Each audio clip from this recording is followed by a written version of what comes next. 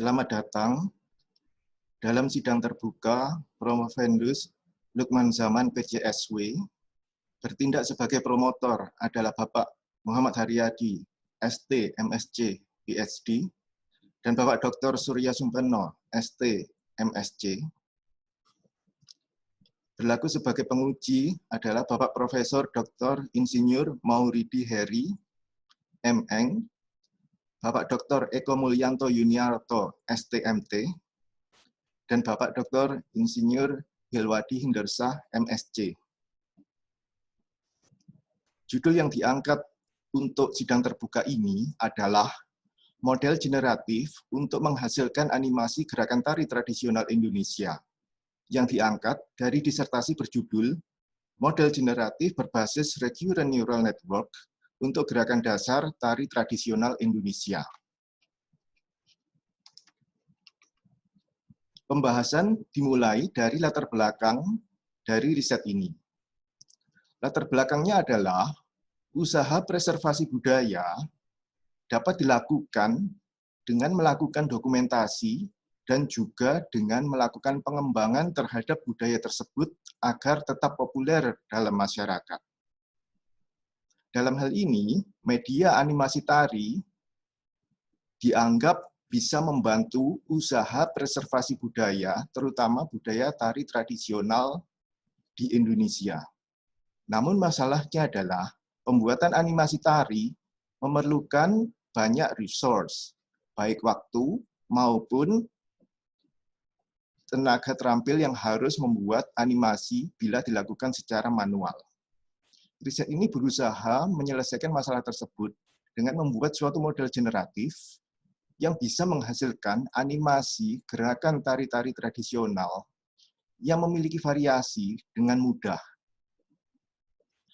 Karena gerakan tari adalah data sekuensial, yaitu data spasio-temporal, maka arsitektur yang dipilih untuk membuat model generatif adalah Recurrent Neural Network atau RNN. Jadi bisa dirumuskan masalahnya adalah bagaimana membuat model generatif yang berbasis RNN yang bisa dilatih dengan gerakan tari tradisional Indonesia dan nantinya akan menghasilkan animasi gerakan-gerakan tari yang serupa, namun memiliki variasi. Posisi penelitian bisa dilihat pada fishbone diagram dan juga pada diagram posisi terhadap penelitian yang telah ada. Penelitian ini sudah dipublikasi baik di seminar internasional, jurnal nasional terakreditasi, maupun jurnal internasional. Berlanjut ke studi pustaka, data gerakan manusia dalam animasi bisa dinyatakan sebagai urutan pose yang berubah sedikit demi sedikit dalam dimensi waktu, di mana pose dalam standar industri kreatif dinyatakan dalam suatu rig yang berupa model kerangka yang memiliki hierarki seperti ilustrasi yang ditampilkan. Sedangkan model generatif sendiri, walaupun tidak pernah didefinisikan secara baku, namun biasanya dibandingkan dengan model diskriminatif, di mana model diskriminatif membagi data observasi berdasarkan perbedaan atau persamaan fitur. Namun di model generatif, model akan berusaha merangkum sifat-sifat dari fitur model observasi, dan dari rangkuman tersebut dia akan menghasilkan output yang berupa data yang mirip dengan data observasi. Model generatif tentu saja umum. Namun, untuk data sekuensial, RNN menjadi populer digunakan dalam model generatif sejak riset Alex Greaves pada tahun 2013. Riset ini melatihkan berbagai macam teks ke model generatif yang berbasis RNN Dan kemudian model tersebut bisa menghasilkan teks sebagai outputnya yang serupa dengan teks yang dilatihkan. Akhirnya, banyak data sekuensial selain teks yang dicoba untuk dilatihkan ke model generatif sejenis. Contohnya adalah tulisan tangan. Penelitian yang berhubungan dengan masalah ini, terutama yang berhubungan dengan gerakan tari, adalah 3 penelitian sebagai berikut. Yang pertama adalah pembuatan model generatif tanpa menggunakan data pelatihan sama sekali pada tahun 2012. REL menggunakan model generatif berbasis Recurrent Neural Network yang dilatih dengan generatif algorithm. Berikutnya, pada tahun 2016, saat RNN mulai banyak digunakan, gerakan tari modern dilatihkan pada model generatif juga oleh Černkovič. Dan pada tahun 2018, saat generatif adversarial network juga mulai populer, arsitektur tersebut digunakan sebagai model generatif untuk menghasilkan gerakan berdasarkan video input. Tahapan-tahapan penelitian dalam pembuatan model generatif untuk tarian ini adalah yang pertama adalah penelitian tentang fitur yang cocok digunakan sebagai data pelatihan. Yang kedua adalah penyusunan strategi agar data pelatihan bisa dilatihkan ke model generatif. Yang ketiga tentu saja adalah melatihkan data tarian sesungguhnya ke model generatif dan mengevaluasi hasilnya. Berikut adalah penjelasan mengenai tahapan penelitian tersebut beserta hasilnya. Yang pertama adalah penelitian terhadap fitur. Penelitian ini dilakukan dengan melakukan klasifikasi terhadap fitur yang dipilih. Fitur yang dipilih adalah rotasi tulang. Data yang digunakan sebagai data pelatihan untuk klasifikasi adalah data dari UCLIC dataset yang berisi data gerakan berafeksi, di mana aktor peraga memperagakan gerakan takut, marah, gembira, dan sedih. Data gerakan ini diklasifikasi menggunakan classifier standar, Naive Bayes, KNN, MLP, dan SMO. Hasil klasifikasi menunjukkan akurasi mencapai 80%. Hal ini menunjukkan bahwa rotasi tulang bisa digunakan sebagai fitur bagi gerakan yang ekspresif, sehingga fitur ini digunakan untuk percobaan-percobaan selanjutnya. Hasil dari penelitian ini dipublikasikan pada seminar internasional. Tahapan riset selanjutnya adalah membangun strategi agar fitur rotasi tulang dari suatu gerakan bisa dilatihkan pada model generatif. Model generatif yang disusun berdasarkan RNN digunakan 2 alternatif, yaitu Long Short Term Memory atau LSTM dan Gated Recurrent Unit atau GRU. Beberapa metode optimasi dan regularisasi juga dicoba. Diagram arsitektur umum dari model beserta skema pelatihannya bisa dilihat pada ilustrasi berikut. Jadi, data gerakan yang berupa data sekuensial akan dipotong-potong dalam panjang tertentu dan potongan tersebut dilatihkan ke model RNN yang dipilih. Satu data yang mengikuti potongan yang diinputkan dianggap sebagai labelnya. Pada saat model telah dilatih, maka model akan bisa menebak satu pose yang dilatihkan tadi sebagai labelnya menjadi output-nya. Dan bila tebakan tersebut dirangkai lagi menjadi data sekuensial, maka data sekuensial tersebut akan seperti data yang dilatihkan, yaitu data gerakan yang dilatihkan saat pelatihan. Model generatif ini tidak bisa berdiri tanpa bantuan Mixture Density Network. Jadi, Mixture Density Network atau MDN harus ditempelkan pada output dari RNN yang digunakan. Guna dari MDN adalah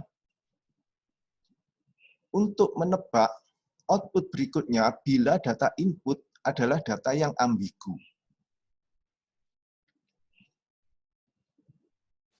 Untuk mengatasi keterbatasan memori, maka gerakan akan dipotong-potong.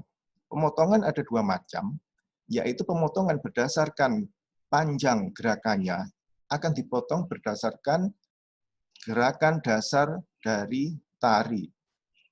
Sedangkan untuk model kerangkanya akan dipotong berdasarkan anggota badan, yaitu tangan, kepala sampai pinggul, dan juga bagian kaki. Potongan-potongan ini akan dilatih secara bergantian pada model generatif. Hasil dari pelatihan menunjukkan bahwa output gerakan memiliki variasi. Dua variasi yang ditunjukkan adalah variasi dari perbedaan gerakan yang terjadi dari perbedaan sudut rotasi tulang hasil output. Variasi yang kedua adalah perbedaan timing, yaitu gerakan bisa lebih cepat atau lebih lambat dari gerakan aslinya. Hasil penelitian ini sudah dipublikasikan dalam seminar internasional pada tahun 2018.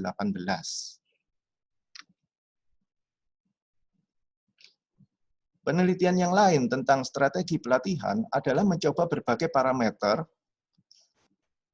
Yang dicoba adalah bagaimana performansi dari LSTM atau GRU sebagai RNN. Juga dicoba beberapa metode optimasi. Hasil menunjukkan bahwa LSTM memberikan hasil lebih baik daripada GRU. Sedangkan model optimasi yang dipilih, yaitu Adakrat dan Adam, tidak bisa meningkatkan pelatihan yang dilakukan dengan menggunakan standar pelatihan menggunakan SGD. Sehingga Adakrat dan Adam tidak digunakan untuk riset selanjutnya. Hasil dari penelitian ini juga sudah dipublikasikan pada jurnal nasional terakreditasi. Tahap ketiga dari penelitian adalah melatihkan gerakan tari sesungguhnya ke model yang telah dibangun. Hasilnya akan dievaluasi dengan dua metode, yaitu Dynamic Time Warping atau DTW dan Laban Movement Analysis atau LMA. Data tari adalah tarian remo yang direkam dengan motion capture di Laboratorium Teknik Elektro ITS. Spesifikasi dari gerakan adalah gerakan terdiri dari tari yang panjangnya 4 menit dan dinyatakan dalam format standar BVH yang terdiri dari kerangka yang terdiri dari 19 buah tulang dengan struktur seperti terlihat pada gambar. Proses pelatihan dan proses generasi menghasilkan tarian adalah mirip dengan riset sebelumnya. Namun sekarang data yang digunakan adalah data tari sesungguhnya. Berikut adalah hasil dari pelatihan yang telah dilakukan. Gerakan yang ditampilkan pada layar adalah hasil dari model generatif, di mana ditunjukkan ada 11 gerakan dasar tari remo yang berbeda yang menjadi kolomnya, sedangkan baris adalah jumlah epoch dalam pelatihan, di mana baris paling atas adalah epoch yang paling banyak, yaitu 12.800 epoch.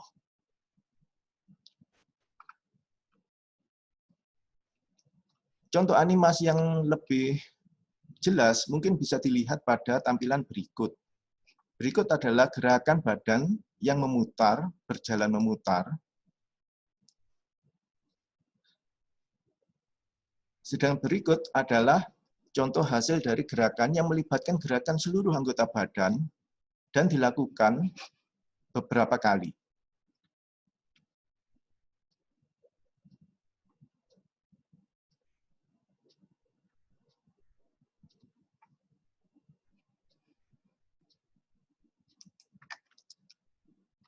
Variasi yang muncul mungkin lebih mudah dilihat bila ditampilkan secara berjajar seperti ilustrasi sebagai berikut. Pada bagian atas adalah data pelatihan. Dua baris yang bawah adalah variasi yang muncul dari gerakan yang dihasilkan.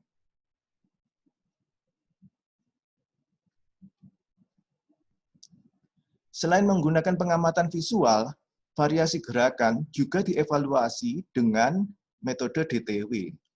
Metode ini menunjukkan bahwa variasi gerakan yang dimunculkan pada setiap perulangan memiliki pola semakin besar variasinya, lalu semakin kecil dan menjadi semakin besar lagi dan berulang demikian. Fenomena ini muncul pada semua hasil pelatihan. Selain menggunakan DTW, metode Laban Movement Analysis yang biasa digunakan di dunia tari juga digunakan. Metode Laban atau LMA menunjukkan beberapa hal. Misalnya saja, apakah gerakan sudah terlihat luwes atau kaku? Apakah badan terlihat seimbang?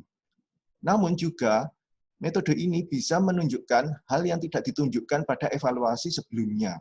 Misalnya, terlihat adanya noise pada gerakan yang dihasilkan, walaupun noise tersebut kecil sehingga secara visual tidak tampak.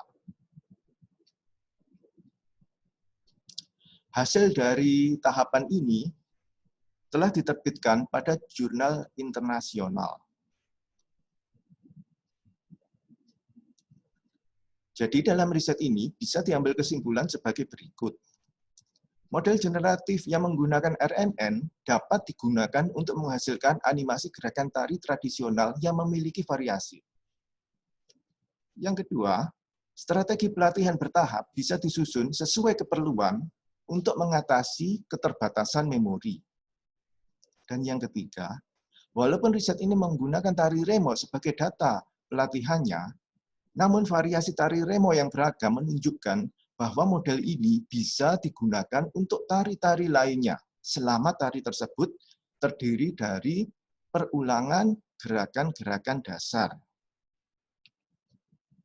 Sedangkan hal yang bisa ditingkatkan dari penelitian ini adalah penghematan kode fitur yang awalnya merupakan bilangan real, sehingga memori yang diperlukan untuk pelatihan besar, dan mungkin juga bisa dilakukan penggabungan dengan simulasi fisika sehingga gerakan yang ditampilkan bisa lebih terlihat realistis. Demikian presentasi sidang terbuka ini. Provendus mengucapkan terima kasih atas perhatian yang telah diberikan. Terima kasih.